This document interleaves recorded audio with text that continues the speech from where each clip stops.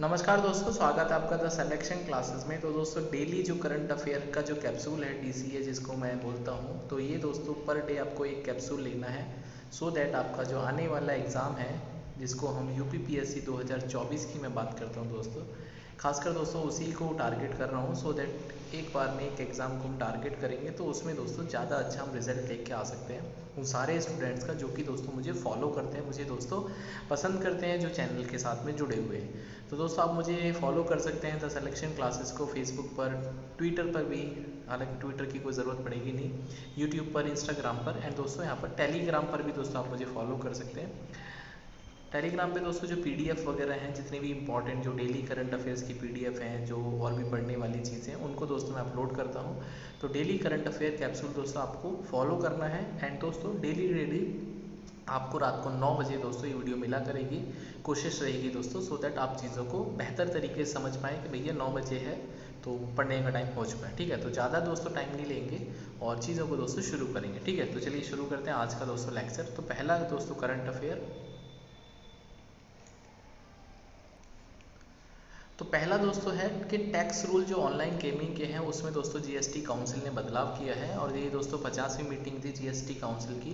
उन्होंने दोस्तों 28% जीएसटी जो है वो लगा दिया है जो ऑनलाइन गेमिंग सर्विसेज हैं उन प्लेटफॉर्म पर। ठीक है, तो कसिनोज हो गया, हॉर्स रेसिंग एंड सब पर दोस्तों जो अब स्लैब है वो 28% का है जीएसटी का। ठीक है, तो प्रेजेंट दोस्तों यदि हम बात करते हैं तो most of the gaming companies were paying only 18% of the tax, but now they are liable to pay 28% of the tax and this uniform levy of 28% tax will be applicable on the following। ठीक है, तो face value of the chips purchase in the case of casinos, full value of the bets placed with book marker totalisator in the full value of the bets placed in case of online gaming. ठीक है, तो ये दोस्तों 28% का मोटा मोटा समझ के चलो कि अब टैक्स लगेगा उन सारी गेमिंग वेबसाइट पर, उन सारी गेमिंग ऐप्स पर जो कि दोस्तों इस तरह से ऑनलाइन बैटिंग कराती हैं कस्टमर्स को।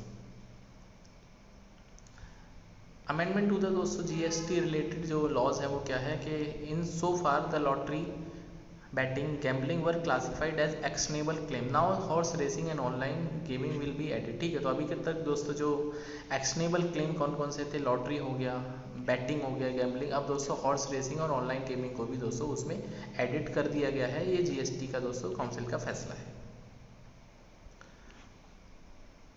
अब दोस्तों यदि हम बात करते हैं, India mainly puts game in two broad category. Bharat में दोस्तों जो गेम्स हैं दो ब्रॉड कैटेगरीज में रखे जाते हैं। पहला दोस्तों गेम ऑफ चांस और एक गेम ऑफ स्किल। ठीक है, गेम ऑफ चांस जिसको दोस्तों गैम्बलिंग बोलते हैं बेसिकली। ठीक है, मतलब जिसमें आपके जीतने हारने के चांसेस होते हैं। तो game of chance are all those games that are played randomly, these games are based on the luck, a person can play these game without prior knowledge or understanding, for instance dice game हो गए, picking a number हो गए, such games are considered illegal in India. ठीक है, ये दोस्तों जो games हैं वो इलीगल हैं भारत में।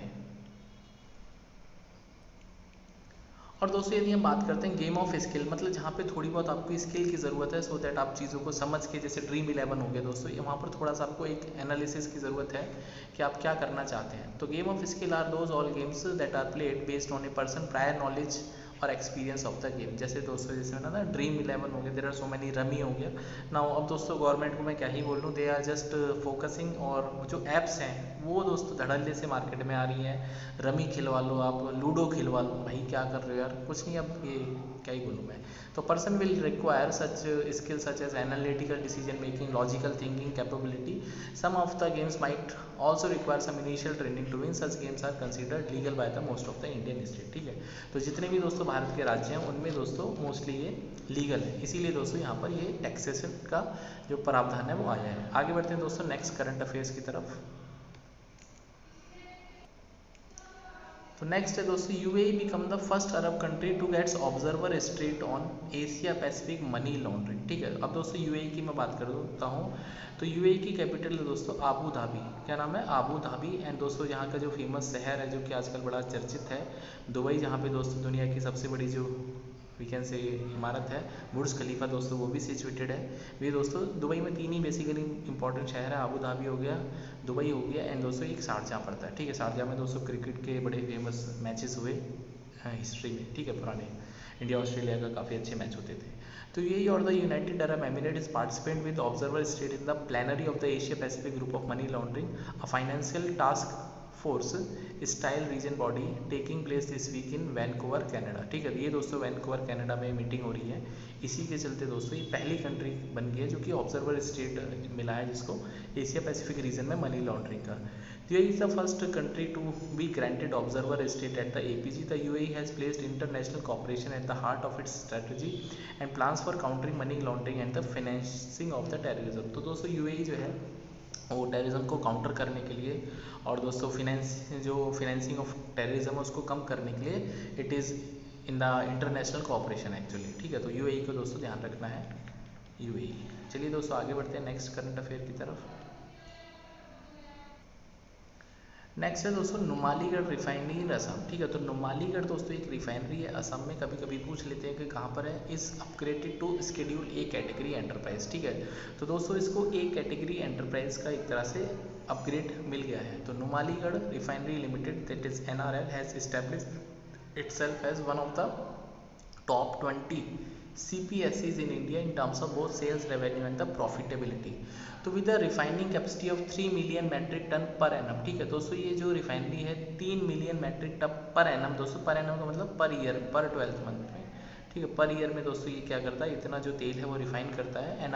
NRL holds the distinction of being the largest refinery in the north east India. ठीक है, तो दोस्तों नॉर्थ ईस्ट इंडिया में सबसे बड़ी दोस्तों जो रिफाइनरी है वो ये NRL है। अब दोस्तों आपको मुझे कमेंट करके बताना है कि भारत की पहली ऑयल रिफाइनरी का दोस्तों क्या नाम था, first oil refinery of India.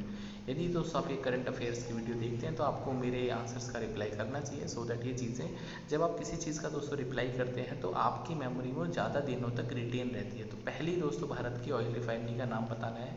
And दोस्तों यदि आपका मन है तो आप ये भी बता सकते हैं कि भारत में इस समय सबसे जो लार्जेस्ट ऑयल रिफाइनरी है उसका क्या नाम है। ठीक है, चलिए दोस्तों नेक्स्ट करंट अफेयर की तरफ मूव करते हैं। तो NRL दोस्तों असम में सिचुएटेड है। नेक्स्ट है दोस्तों Car trade Tech to acquire OLX India's auto business for 537 crore. अब दोस्तों भारत में जो OLX बिजनेस है, ऑटो का जो बिजनेस है उसको एक्वायर कर लिया है कार ट्रेड टेक कंपनी ने। तो मुंबई की दोस्तों बेस्ड कंपनी है car platform Car trade Tech will acquire online market place OLX India's auto sales business of 537 crore. The main objective behind the acquisition of the OLX business to prove synergistic benefits to the existing business of the car trade tech. ठीक है, तो दोस्तों जैसे OLX autos है दोस्तों, जैसे car 24 है, ये क्या करते हैं कि कार को दोस्तों पुरानी कार लेते हैं उसमें थोड़ा सा चमका चमकू के नई कार में दोस्तों बेचने की कोशिश करते हैं कस्टमर्स को। तो OLX ऑटोज का दोस्तों जो बिजनेस है वो एक्वायर कर लिया है कार ट्रेड टेक और ये दोस्तों मुंबई बेस्ड कंपनी है। आगे बढ़ते हैं दोस्तों नेक्स्ट करंट अफेयर्स में। तो नेक्स्ट है दोस्तों India to host ASEAN countries conference on the traditional medicine. ठीक है, भारत दोस्तों आसियान कंट्रीज का जो कॉन्फ्रेंस ऑन ट्रेडिशनल मेडिसिन है उसको होस्ट करेगा। एंड ये दोस्तों 20 जुलाई 2023 को दोस्तों विज्ञान भवन नई दिल्ली में इसका दोस्तों एक तरह से कॉन्फ्रेंस होगा। And there will be 75 participants in will convene at this one day conference. एक दिन की दोस्तों कॉन्फ्रेंस है जहाँ पे दोस्तों 8 Asian countries with 2 international delegate participating virtually. ठीक है, अब दोस्तों थोड़ा सा आसियान के बारे में बात कर लेता हूँ। ये दोस्तों न्यूज़ हो गई कि आसियान की जो कॉन्फ्रेंस है जो कि ट्रेडिशनल मेडिसिन पे होगी, इसकी दोस्तों जो एक तरह से होस्ट है वो इंडिया उसको करने वाला है। अब दोस्तों यदि थोड़ा सा मैं आसियान के बारे में आपको बता दूँ तो आसियान में दोस्तों 10 कंट्रीज़ हैं या 10 मेंबर्स हैं दोस्तों। एंड क्या है दोस्तों याद करने की ट्रिक, आपको एक सेंटेंस याद रखना है कि MP बिस्ट नाम का दोस्तों एक व्यक्ति है जिसके पास लाइट मोटर कॉमर्शियल व्हीकल है। ठीक है, क्या है दोस्तों light motor commercial vehicle. M से दोस्तों आप याद रखेंगे मलेशिया ट्रूली एशिया जिसकी कैपिटल दोस्तों है कुआलालंपुर ऑफ कोर्स। दूसरा है दोस्तों फिलीपींस एंड फिलीपींस की दोस्तों जो कैपिटल है वो है दोस्तों मनीला दोस्तों इसकी कैपिटल है। एंड दोस्तों फिर B से दोस्तों ब्रुनई शहरी बंदर बेगावन इसकी कैपिटल। I से दोस्तों इंडोनेशिया है, एंड दोस्तों जो इंडोनेशिया है पूरे के पूरे जो आसियान नेशन है उसमें दोस्तों सबसे बड़ा कंट्री है इंडोनेशिया। S से दोस्तों सिंगापुर है, सिंगापुर की कैपिटल दोस्तों सिंगापुर सिटी है। इंडोनेशिया की कैपिटल दोस्तों अभी जकार्ता है, लेकिन दोस्तों हो सकता है आने वाले टाइम में ये प्रपोजल है कि नुसंतारा इनकी कैपिटल दोस्तों हो जाएगी। ये दोस्तों प्रपोज्ड कैपिटल है, क्या है प्रपोज। ठीक है, तो ये गवर्नमेंट की तरफ से प्रपोज्ड कैपिटल है। T से दोस्तों थाईलैंड की कैपिटल बैंकॉक है दोस्तों। थाईलैंड। थाईलैंड दोस्तों फेमस है अपने जो वहाँ पे हाथी हैं दोस्तों, वाइट कलर के एलिफेंट मिलते हैं दोस्तों वहाँ पे, ये भी दोस्तों एक फेमस बात है थाईलैंड के बारे में। एंड दोस्तों एल से है लाओस, लाओस की कैपिटल दोस्तों वियेंटाइन है। एम से दोस्तों हो गया म्यांमार, म्यांमार की कैपिटल दोस्तों नापिताओ, भारत का दोस्तों पड़ोसी है। सी से दोस्तों हो गया कंबोडिया, सी से क्या हो गया दोस्तों कंबोडिया, जिसकी कैपिटल है नॉम पेन। एंड दोस्तों लास्ट में बचा है वी, वी से हो गया दोस्तों वियतनाम। ये दोस्तों कुछ 10 देश हैं कुल मिला के जो कि दोस्तों आसियान में शामिल है। एंड आसियान की दोस्तों यदि मैं बात करता हूँ तो इसकी फुल फॉर्म क्या है, association of south east Asian nation, south east Asian nation. तो भारत दोस्तों इसका पार्ट नहीं है, India is not a member of south east Asian nation, ठीक है। तो India is not a part of दोस्तों आसियान, ये बात तो ध्यान रखनी है।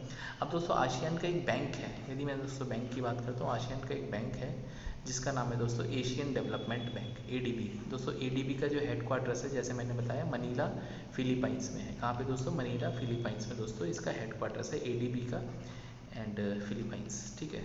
तो एशियन डेवलपमेंट बैंक, कमेंट करके दोस्तों बताइए अभी जो एडीबी के प्रेसिडेंट हैं उनका क्या नाम है। तो ये दोस्तों स्लाइड आपके लिए बहुत इंपॉर्टेंट है क्योंकि दोस्तों इसमें आसियान के सारे मेंबर्स लिखे हैं। और दोस्तों ट्रिक भी मैंने बताई है, एमपी बेस्ड हैज़ लो कह रहा हूँ लाइट मोटर कॉमर्शियल व्हीकल, ठीक है, LMC light motor commercial vehicle.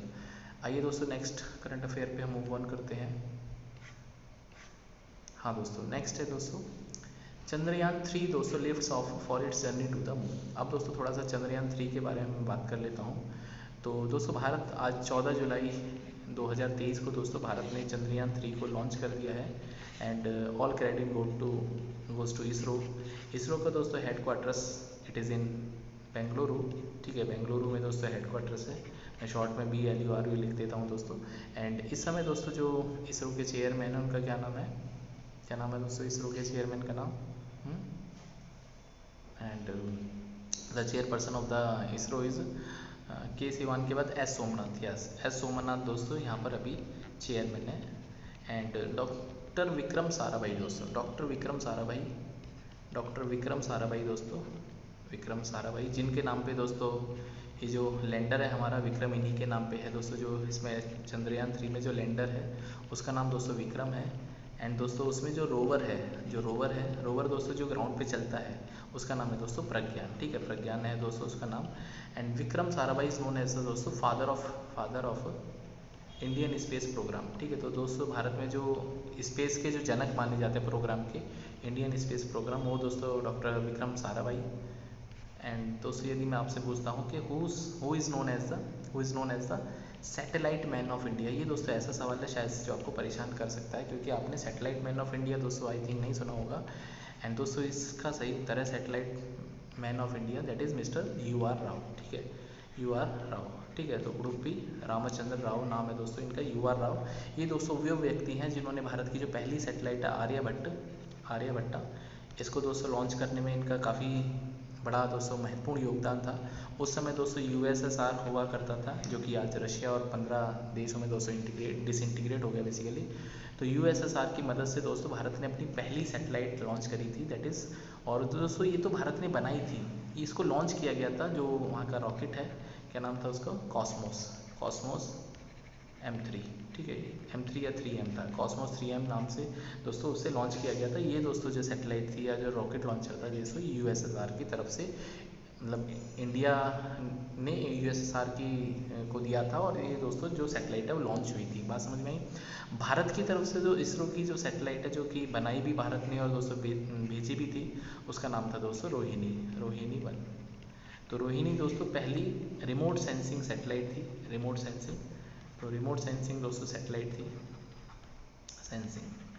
ठीक है, सैटेलाइट वो सैटेलाइट होती है दोस्तों जो रिमोट एरियाज़ में जाके अर्थ को ऑब्जर्व कर सकती हैं या फिर किसी और दूसरे प्लैनेट को या फिर सैटेलाइट को ऑब्जर्व कर सकते हैं, वो दोस्तों रिमोट सेंसिंग सैटेलाइट होती है। अब दोस्तों थोड़ा सा चंद्रयान 3 के बारे में यदि मैं आपसे ज्ञान बांटना चाहूँ तो चंद्रयान 3 की दोस्तों मैं बात करता हूँ। तो चंद्रयान 3 दोस्तों एक मिशन है जो कि एक तरह से सरफेस मिशन है। ये दोस्तों भारत का सेकंड सरफेस मिशन है मून की तरफ, ठीक है, सेकंड सरफेस है दोस्तों मिशन, क्योंकि दोस्तों पहला जो मिशन था चंद्रयान 1 जिसको 2008 में दोस्तों भारत ने लॉन्च किया था, ये दोस्तों एक तरह से ऑर्बिटल मिशन था। क्या था दोस्तों? Orbital mission. उम्मीद कर रहा हूँ दोस्तों इतनी बात आपको समझ में आई होगी। तो पिछले बार दोस्तों चंद्रयान 2 में हमने फेलियर मिला था हमको। चंद्रयान 2 में we were fail actually. The reason is that जो लैंडर है उसकी दोस्तों जो लैंडिंग थी वो सॉफ्ट लैंडिंग होनी थी, but due to some unavoidable reason दोस्तों, जैसे मान लो ये मून का दोस्तों सरफेस है, तो यहाँ पे दोस्तों जो लैंडर है, ठीक है मान लेते हैं ये लैंडर है जो लैंड करना चाह रहा था, ये दोस्तों जो लैंडर है इसे दोस्तों एकदम से स्ट्राइक कर गया, ठीक है, जिसकी वजह से दोस्तों जो लैंडिंग है वो हार्ड लैंडिंग हुई थी, जिसकी वजह से दोस्तों जो रोवर है और जो लैंडर है उसका कनेक्शन इसरो से टूट गया था। एंड दोस्तों that was the failure of the Chandrayaan 2। अब दोस्तों चंद्रयान 3 में इसमें मॉडिफिकेशन किया गया है। तो चंद्रयान 3 बेसिकली जो व्हीकल है, जो ले जाने वाला व्हीकल है, दैट इज़ जिसको प्रोपल्शन मॉड्यूल दोस्तों कह रहे हैं हम, वो दोस्तों जो रॉकेट है उसका नाम है LVM-3। LVM-3 दोस्तों इसका पुराना नाम था GSLV Mark 3 MK3। ये दोस्तों वही रॉकेट लॉन्चर है जो कि पहले चंद्रयान 2 को दोस्तों ले गया था, एंड अब इसका नाम दोस्तों बदल के LVM कर दिया है, that is launch vehicle module, ठीक है। इसमें दोस्तों एक लॉन्चर मॉड्यूल, हाँ क्या नाम है इसका, लैंडर मॉड्यूल है, LM जिसको बोलते हैं दोस्तों। एक मिनट थोड़ा सा बैक करता हूँ।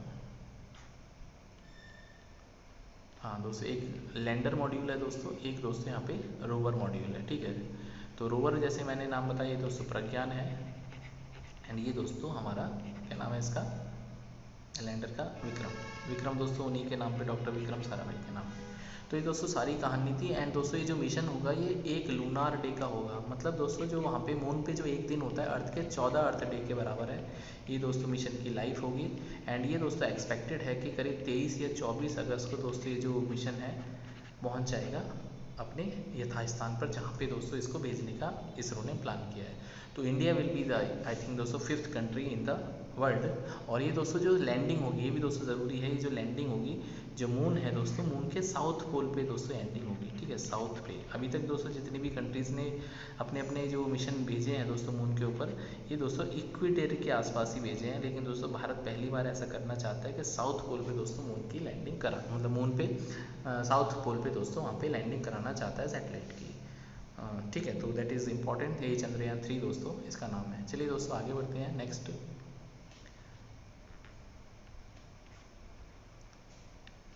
तो दोस्तों जो भारत के प्रधानमंत्री मोदी जी जो कि दोस्तों इस समय फ्रांस की यात्रा पर हैं, उनको दोस्तों हाईएस्ट ऑनर वहाँ का मिला है, दैट इज़ हाईएस्ट अवार्ड। क्या नाम है दोस्तों इस अवार्ड का, एक मिनट, फ्रांस का हाईएस्ट अवार्ड है Grand Cross of the Legion of Honour, ठीक है। ये दोस्तों पहले दोस्तों भारत के प्रधानमंत्री बन गए जिनको दोस्तों ये अवार्ड मिला है। क्या नाम है दोस्तों, Grand Cross of the Legion of Honour, France highest civilian award. दोस्तों भारत में जो हाईएस्ट सिविलियन अवार्ड है उसका नाम है भारत रत्न। क्या नाम है दोस्तों, भारत रत्न। दोस्तों भारत में हाईएस्ट जो सिविलियन अवार्ड है दैट इज़ भारत रत्न। तो दोस्तों ऐसे ही फ्रांस में दोस्तों हाईएस्ट जो सिविलियन अवार्ड है that is Grand Cross of the Legion of Honour and military honour by the French president Emmanuel Macron, ठीक है। तो इमैनुअल मैक्रोन दोस्तों इनको दिया गया है, and Mister Modi receive the honour at the Elysee palace here on the 13 जुलाई, ठीक है। तो एलसी पैलेस दोस्तों जगह है, वहाँ पर दोस्तों इनको ये अवार्ड मिल चुका है। एंड फॉर्मली यदि हम दोस्तों बात करेंगे, जो साउथ अफ्रीका के प्रेसिडेंट रहे नेल्सन मंडेला, काफ़ी दोस्तों renowned person, King Charles, then the Prince of Wales, former chancellor of Germany that is Angela Merkel, उनको भी दोस्तों प्राइज़ मिल चुका है या अवार्ड मिल चुका है। बोट्रस खाली, former secretary general of the United nation, ठीक है, ये दोस्तों उनको भी अवार्ड मिल चुका है। तो प्रधानमंत्री मोदी जी ने दोस्तों इनके साथ एक तरह से बराबरी कर ली है टू गेट दिस अवार्ड। चलिए दोस्तों आगे बढ़ते हैं, लास्ट करंट अफेयर आज का ये रहा दोस्तों। एक दोस्तों नई बुक रिलीज हुई है प्रिज्म नाम से, the ancestral abode of the rainbow, ठीक है, तो बिफोर द चंद्रयान 3 लॉन्च। ये दोस्तों इंपॉर्टेंट हो जाती है क्योंकि चंद्रयान 3 से इसका नाम जुड़ा है। हाँ दोस्तों एक और बात मैं बता दूं कि जो चंद्रयान 3 है वो दोस्तों सतीश धवन स्पेस सेंटर से लॉन्च किया गया है, जो कि श्रीहरिकोटा आंध्र प्रदेश में है, ठीक है। तो national award winning film maker writer Vinod Mankara's new book was release from the rocket launch pad at the STSC, that is Satish Dhawan Space Center in Sriharikota, Andhra Pradesh. The unique launch of the PRISM, the ancestral abode of the rainbow, is a collection of science article was held at STSC SHAR Sri